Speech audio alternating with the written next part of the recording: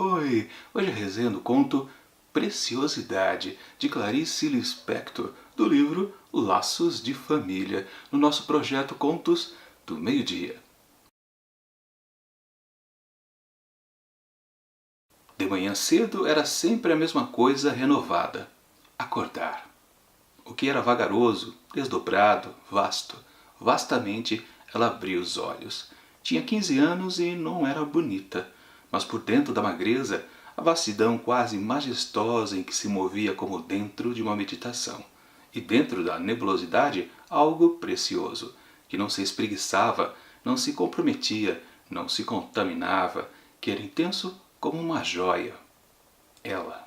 Assim começa Preciosidade, de Clarice Lispector, que conta a história desta jovem aí de 15 anos, que na verdade está quase para chegar aos 16, mas é uma, digamos, adolescente totalmente retraída. Para você ter uma ideia, quando ela está em casa, ela quer muito sair dali, cumprir as rotinas do café da manhã. Ela até acorda mais cedo que todo o resto da família, ela se esforça para passar por essa etapa do dia rapidamente e logo fugir ali do ambiente familiar. E digamos que ela também se angustia no trajeto para a escola, que dura mais do que 2 horas, tem que pegar 2 conduções e tal. Mas também estando na escola, ela não se sente bem.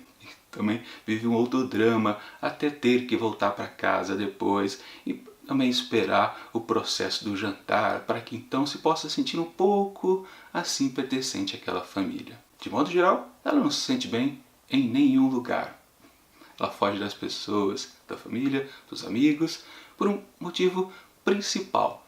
Ela se acha feia, bastante feia, o que a faz ter pouco contato com as outras pessoas. Até que num certo dia, ela está andando pela rua, bem vazia a rua por sinal, e vem adiante 2 homens. E paira a dúvida nela: será que eles vão me ver? Será que vão perceber que eu sou feia? Bom, disso eu não vou dizer mais nada, porque senão estraga a experiência de quem ainda pretende ler este conto. Minha avaliação do texto.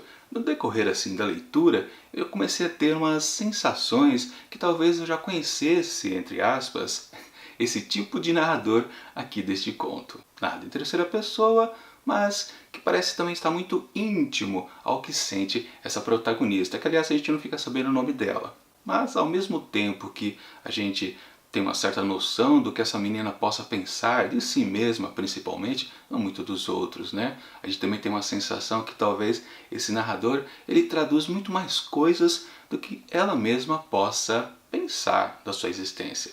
Na verdade, é um típico narrador da Clarice que talvez não se encontre muito nos contos, mas nos romances.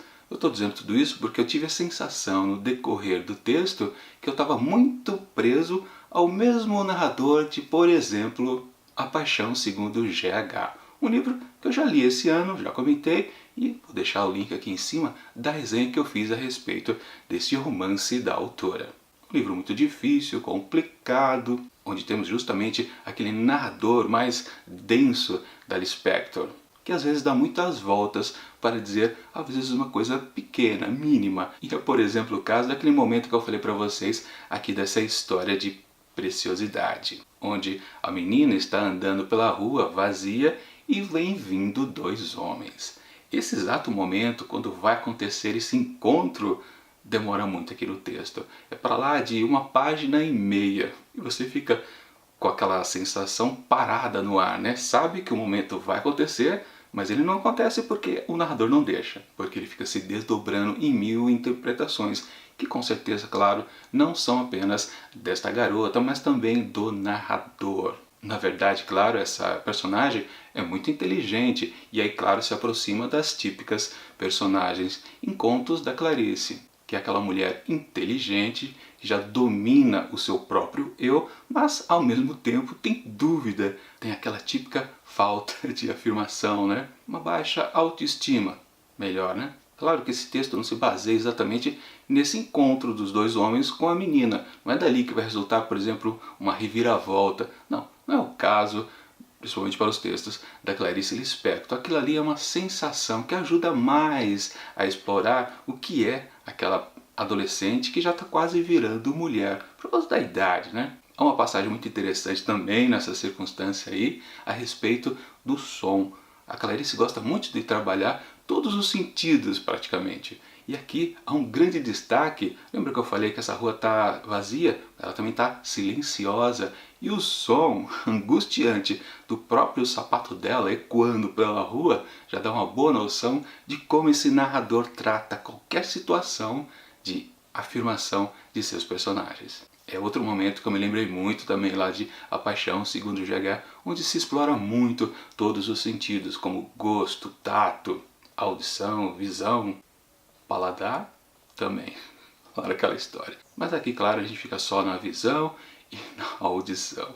Inclusive por causa desse momento mesmo que há o desfecho da história. Claro que eu não vou dizer do que se trata exatamente, mas ela pede para a família uma espécie de conserto por causa dessa sensação que ela teve. Claro que esse não é o tipo de texto que você vai ficar arrebatado ao final, e muito menos também no decorrer de todo o texto. É mais uma coisa de você poder aproveitar como a viagem está acontecendo. E certamente o texto melhora numa segunda releitura, numa terceira, numa quarta. Você vai entendendo melhor aquele personagem nebuloso, o narrador também, e o encontro desses dois no que gera no texto.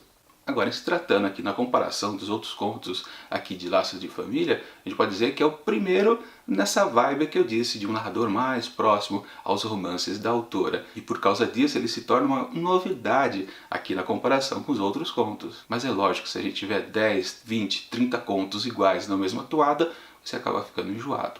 Que é uma certa reclamação que eu faço aos romances da Clarice Lispector. Parece que sempre é o mesmo narrador em qualquer das suas histórias.